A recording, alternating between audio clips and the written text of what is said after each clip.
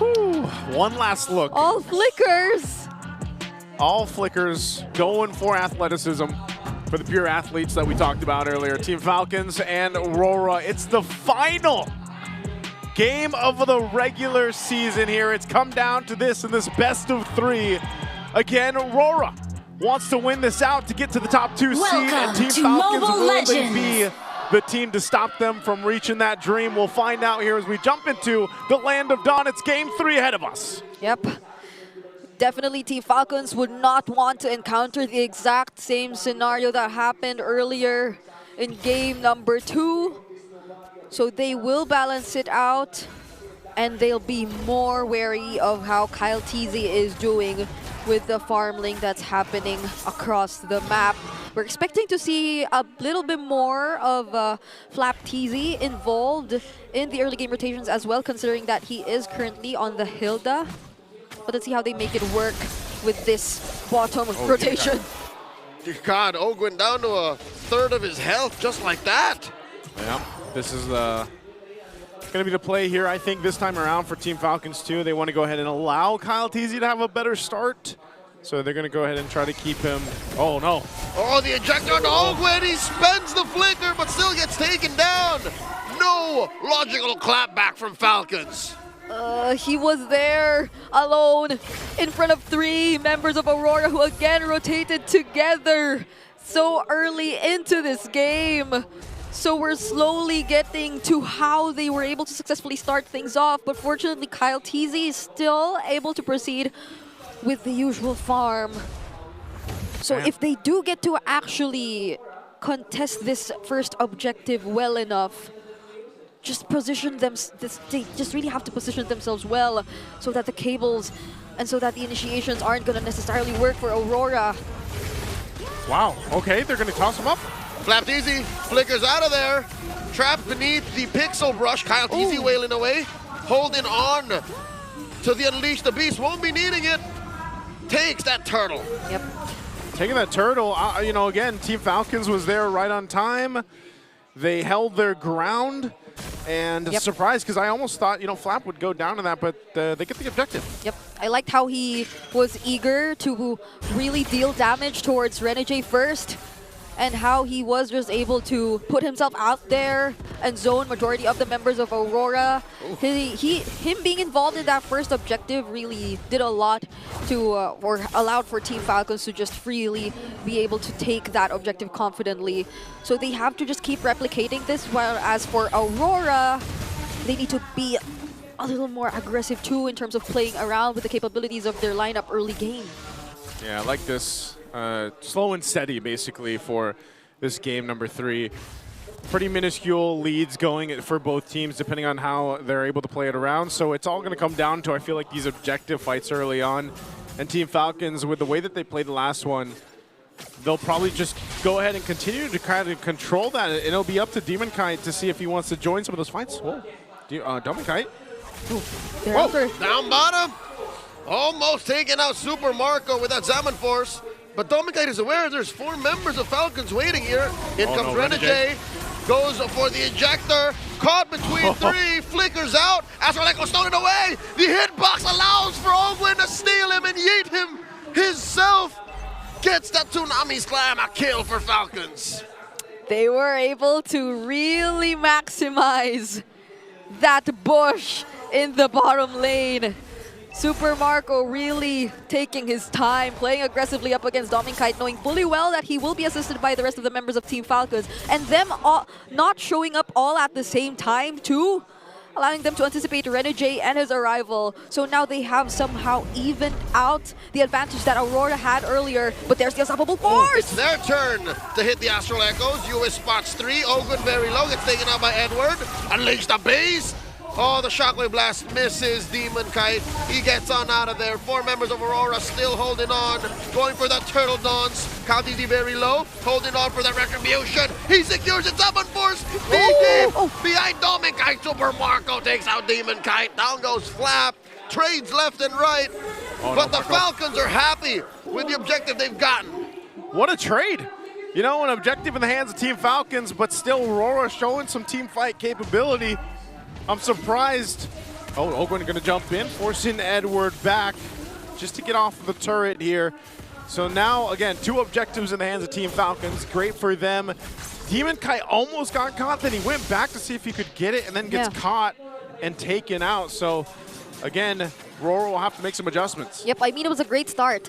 Demon Kite, interestingly enough, was really after Ogwen first, before anyone else. And you would assume that the Kalea would have been one of the possible counters to the Fanny, one of the sources of crowd control for Team Falcons, but they were able to catch him in a position where he wasn't ready to answer back. And so for some reason, though, Team Falcons, even without Ogwen, complete with the other resources that they had, Kyle TZ2 on his ultimate, they were still confident enough to pursue taking that objective, knowing fully well that Demon Kite still needed to take some time in order to reset and return back. But hold on. Astral Echoes plus the ejector forcing the response. Kyle TZ knew what was up. Jumps out on a Renegade. Edward up next. He has it with a vengeance, but not going to be enough as both go down. Falcons punishing Aurora for going in a little too deep. This is like you said, Leo, it's like the 4 out of 5. It's the 4 out of the 5 games for the Lucas this time. Yep, I was about to say, when you play with a Lucas and you have your Unleash the Beast online, it's like having 2 ults. It's basically having the clear, the purify, the cleanse, and then you enhance your first skill, you enhance your second skill, and then you have the shockwave blast. So there's a reason why it takes a lot of time to build up that energy. It was a perfect usage and timing of that cleanse from Kyle TZ, but there's another Astral Echo! And the Tsunami Slam in! Demon Kite takes the final turtle, but Renegade falls. Kyle TZ gets taken down here. The concealed retreat by Falcons. They regret that fight. Yeah, so he didn't, again, he didn't have the energy, and you were just saying that. That's a big thing to build up, and it takes time, so they took that chance. They didn't get it, and Demon Kite swooped in and got the turtle, so that's good. At least they get the last turtle for them. That's also going to be a turret now on the bottom side that Demon Kite pushes in, and so that will give Aurora some breathing room at this point in the game, almost leading into that first Lord, about a minute and some time away. Yep. Both sides were just able to take away a turret from the opposing team so far.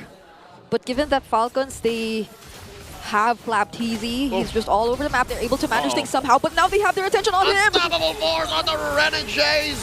Catch, and down goes Flap. They threw everything at him. Oh my god. That's literally everything. It's just, yep, Flap, you're gone. I was just saying he was managing things. Glorious post out of that one.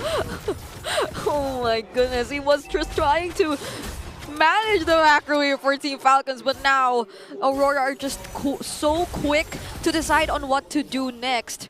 But it's Falcons who are able to convert to that bottom nature, so at least they get to trade that death of Flap TZ immediately, even before a objective actually spawns in this game. But so far, if it's just really pressure that we're talking about and mobility, I'd say it's a bigger threat to have a Fanny around able to do that so far, especially considering that Team Falcons, they most likely would want to group up together too in order to fully achieve what their lineup's capabilities are. Yeah, this is where we get to the point in the game where the gold laners are going to be very crucial here for both teams, because Super Marco and Domikite have done a considerable job at farming up. They're nearly neck and neck when it comes to the gold, and they're pretty much online. So part of that also is, of course, taking care of your gold laners, giving them the space that they need to maneuver around these team fights. Both the tier 1 turrets are up in mid lanes, so they still have that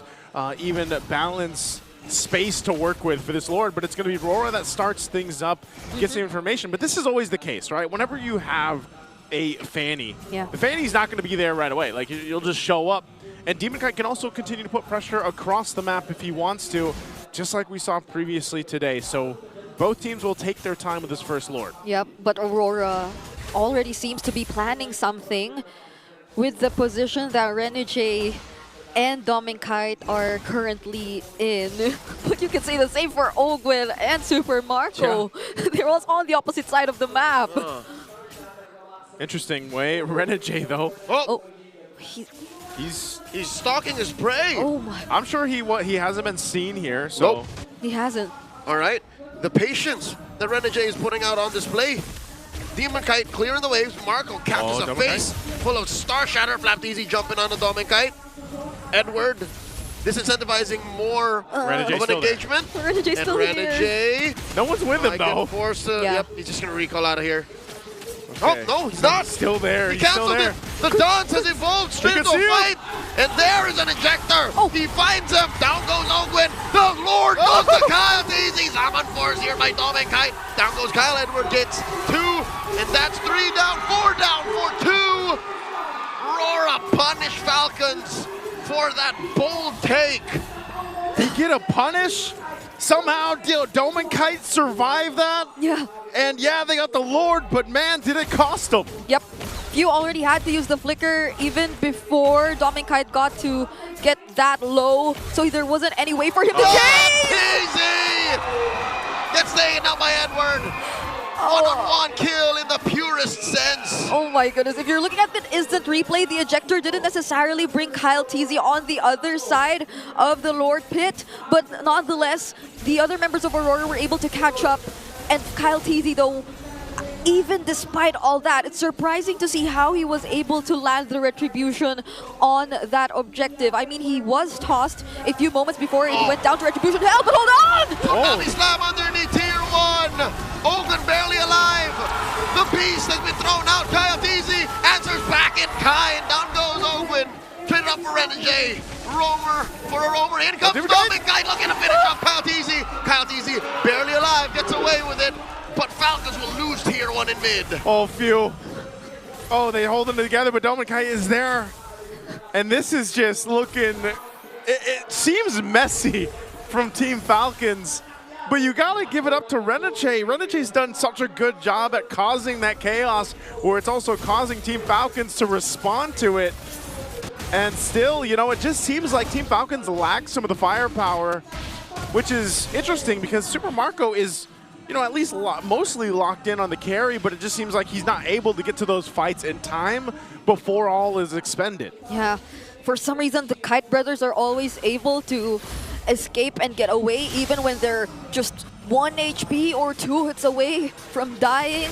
So Team Falcons might really want to still hold on to the damage that will probably come on later. Easy! Did see Renegade in the brush. Goes ahead and hits and Unleash the Beast as if he was doing it about, what, 5 minutes ago where he tried to trap Aurora, but not this time. Aurora's playing so aggressively right now. Renegade is able to set himself or put himself in the most dangerous places and still be okay and still be a threat to Team Falcons.